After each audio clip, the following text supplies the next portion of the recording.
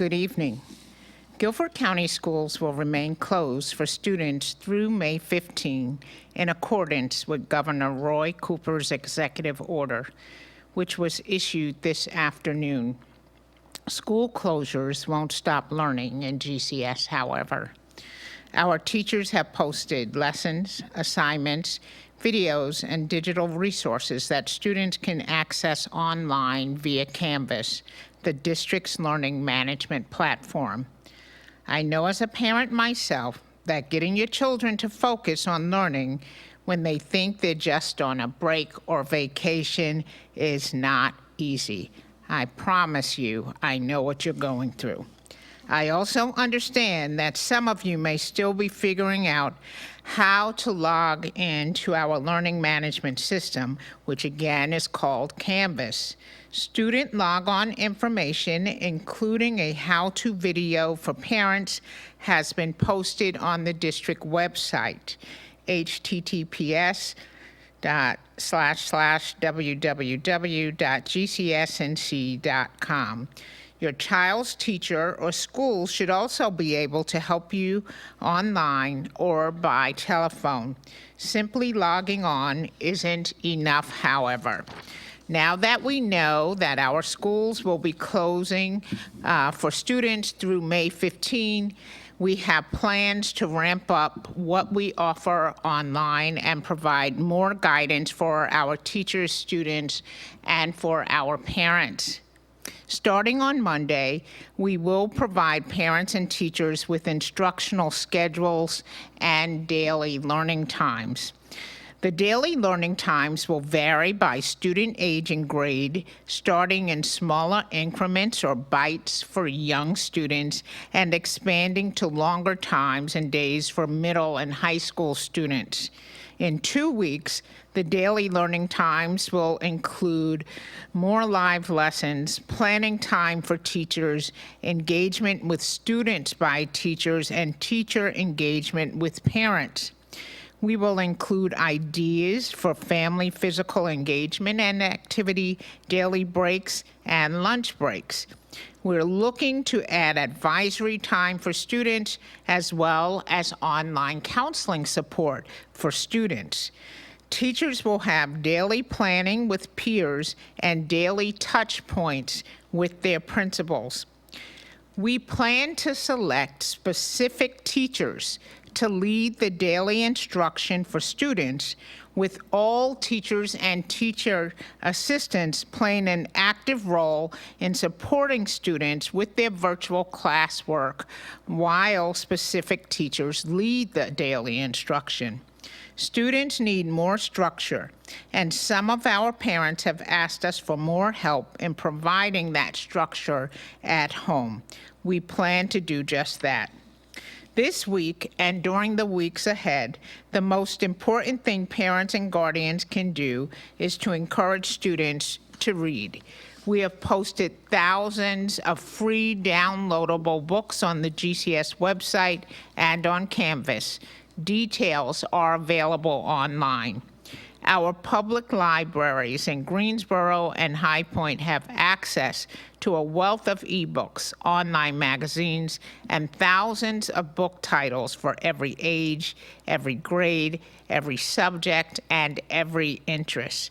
These book titles and digital resources are available in multiple world languages and in audible book formats that make them accessible to everyone, regardless of your reading level or literacy level.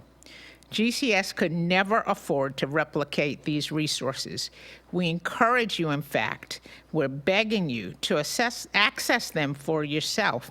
Parents and family members set the example, and to encourage your children and teens to access them as well.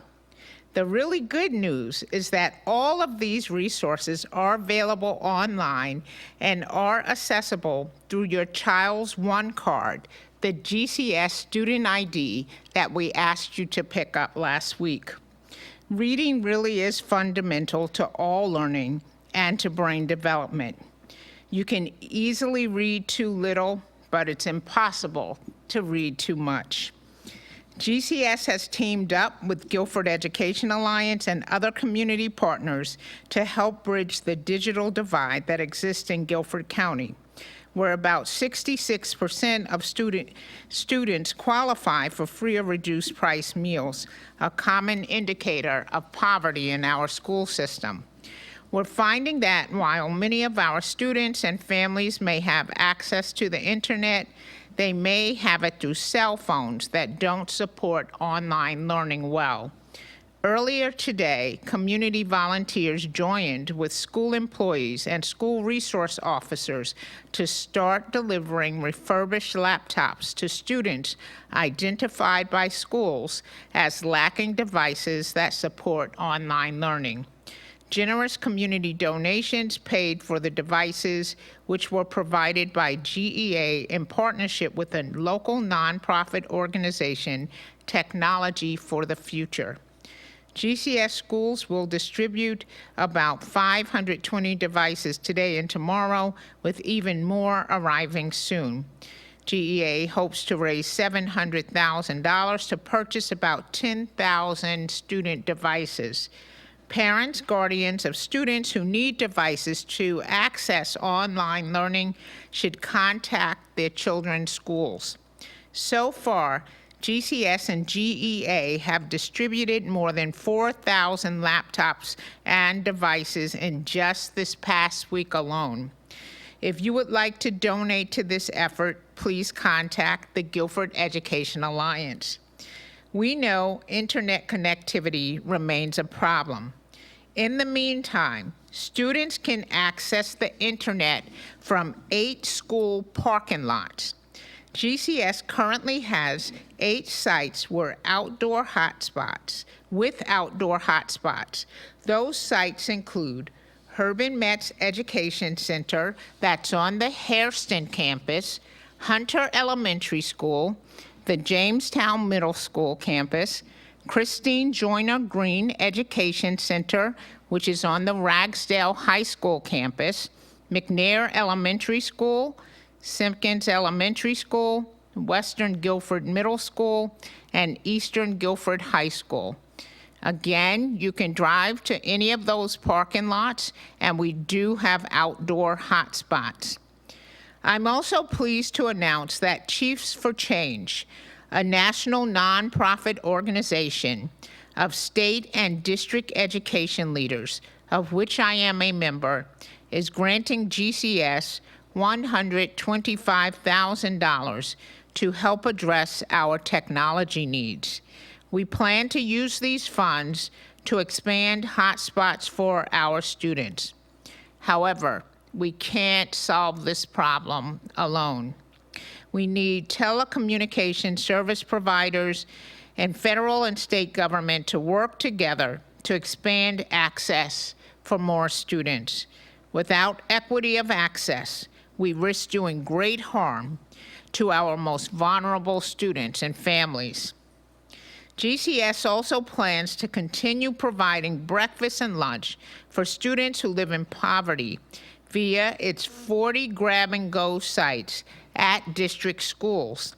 In addition, the district has delivered meals to students living in homeless shelters, motels, and other transitional housing. Community groups have added 48 sites for food distribution for students and families in need. All of those locations are posted on the GCS website. I'm proud to announce that our school nutrition staff and bus drivers provided 44,000 meals for hungry students last week. But I'm saddened by how great the need is and worried that hunger will increase in our community as more people lose their jobs. Earlier today, GCS also started providing childcare for the school-aged children aged 5 to 12 of local hospital workers. This is a dire need for our community. Our healthcare workers are integral in reducing and preventing the spread of this virus. However, to engage in this work, they must be able to go to work and know their children are adequately cared for. We also have to make sure we're doing everything we can to keep our own employees safe. Currently, Shady Brook Elementary in High Point and Irvin Park Elementary in Greensboro are providing services from 6 a.m. to 7:30 p.m. Monday through Friday. GCS employees are staffing the centers along with a full-time school nurse. To send your child to one of these daycare centers, a hospital worker must go through their employer, Cone Health or High Point Regional, to sign up for one of the available spots at the centers. Each day, students will be pre-screened by responding to questions and having their temperature taken multiple times throughout the day. Centers will be staffed with GCS employees along with county nurses. There is a 1-to-8 adult-child ratio. These centers are not open to the public.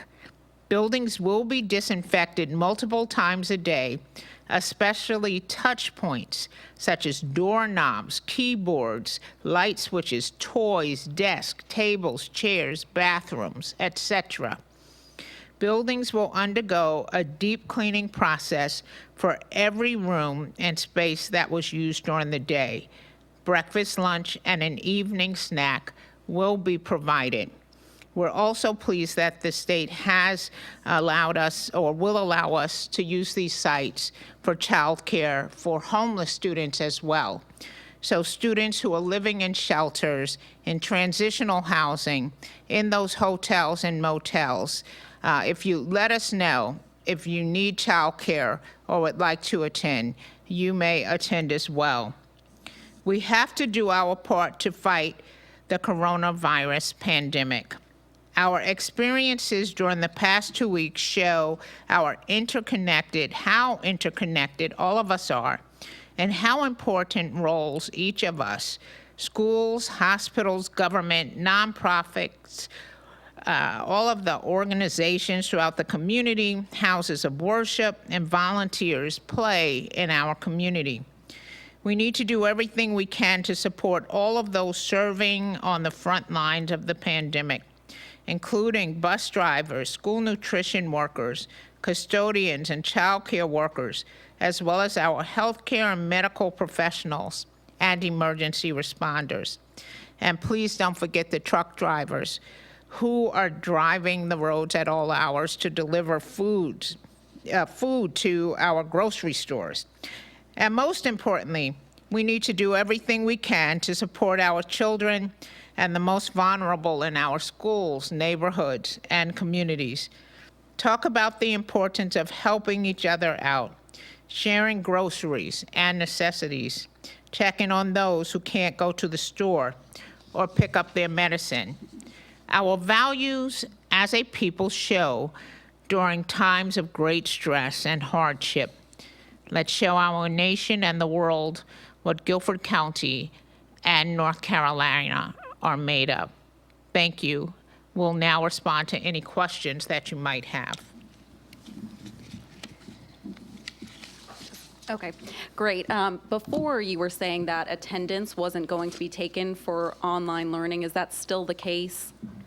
For this week, but we expect that now that the governor has extended the school closures through May 15th, that the state, North Carolina Department of Public Instruction will be issuing some guidance about grading and attendance. So for this week, no attendance, but moving forward? We expect we will receive guidance shortly. And previously, I know I'm going to keep repeating saying this, but you were saying that people were going to go over lessons that had already been taught in the classroom. Is that still going to be the case since you're ramping up, it sounds like, the online learning? I'm unclear on what you mean. Before, when I was doing the story on online learning, all of the lessons they were familiar with. They had already discussed them in the classroom. Is this going to be, since the extension, going to be brand new learning now? I think that goes along with the same guidance that we're waiting for from the Department of Public Instruction. There's certainly the major work of the grade that we can focus on that's not brand new learning to students, that draws upon instructional resources and things that they've seen before. That will continue through this week. When we receive further guidance on the state regarding grading and attendance, we expect that continuing the school year remotely will be part of that guidance. And I know a lot of people are happy that they got their laptops today. Technology has been a big concern for GCS. Is the 10,000 laptops you were speaking to, is that enough to cover the 23% of households that don't have devices, plus the donation? It's not enough to provide one per student. It is probably enough to provide one per household. We are going to start looking at how do we provide more than one per household. We know at the elementary level alone, we have approximately 182 families with 4 children, 4 elementary children. So we have to get into their hands more technology, because we are going to be providing more lessons, more daily instruction for those students. So it's critical that families have adequate devices and connectivity. And will cafeteria workers, bus drivers, school nurses continue to get paid through the extension of the shutdown? Absolutely.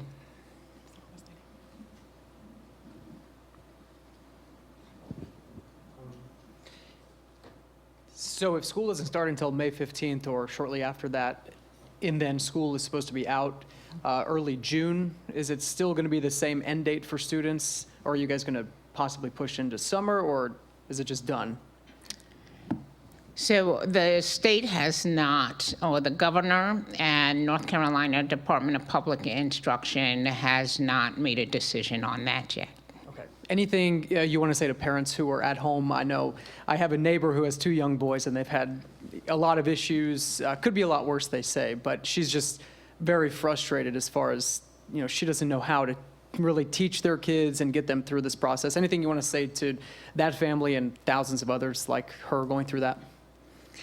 First, I want to say again, I understand the frustration. I am the superintendent, and I am going through similar frustration. And I am very familiar with Canvas and with the district curriculum, and it is frustrating. So I think that once we provide more structure, because this week was supplemental, but once we provide schedules and we give more direction about the lessons and what students should be doing throughout the day, and we say at 9 o'clock, your second grader should be doing reading. And then at 9:45, they have a break. And then at 10:15, a math lesson will begin. And then at 10:45, we're going to take a physical activity break. Once they have some strong routines, that will be helpful. It will never take the place of the direct instruction they receive in school. But children, as we all know, do much better with routines. So it will improve. I also want to remind everyone, because it is very easy to sit back and to judge what is happening, and I see it all over the country, that the first school in this nation started almost 350 years ago. Within 1 week, public schools have totally flipped on its head the way we do business, with very little guidance, with very little support. The teachers, the leaders, the support staff and central office that people constantly say all over America every year, cut that staff at central office, that bloat at central office. Those are the people who made this happen. In 1 week, they have done this. And it will not be perfect, but we are making sure that students receive some instruction and it will get better week after week, because we're not certain on May 15th that someone won't stand up and say, well, we won't be able to go back to school this school year. We don't know where this is going. We're all hopeful that we can return to classes on May 16th or sometime soon thereafter. But I do want the families to know that every single individual in the school district, and we have 10,000 employees, a dedicated Board of Education is working hard to make sure that the students have everything they need and everything we can possibly give them under the circumstances. Do you have any feedback on these meals, both the grab and goes and the ones that are being delivered to shelters, whether it be in numbers or even in comments? I don't know the exact numbers in the shelters that we've delivered to the shelters. I can tell you that we've delivered 44,000 meals just last week, and that the numbers increased by about 800 to 1,000 per day. I don't know if you have additional information, Ms. Emery. So we have served about 700 students in transition a day. Those are ones that are being delivered to shelters, I'm sorry, I can't remember. Anyway, yes, students in transition. And so that's how many we've been serving since last Monday, every day since last Monday. Students in Transition is the formal name in school districts for homeless students.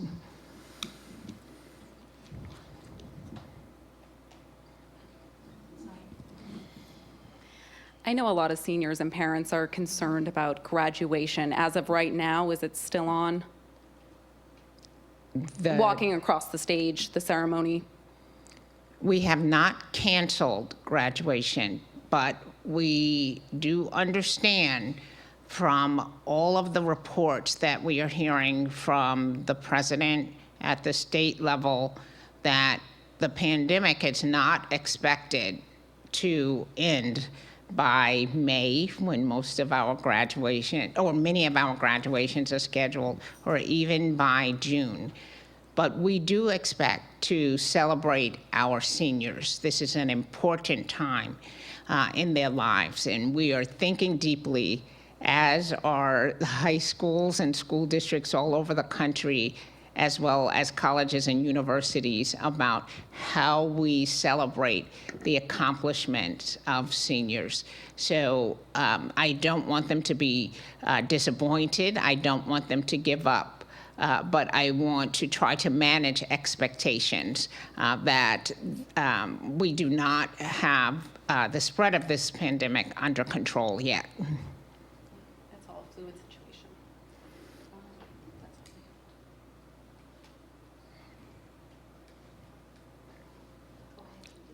I also, I just want to again say to parents and community, this is a difficult time.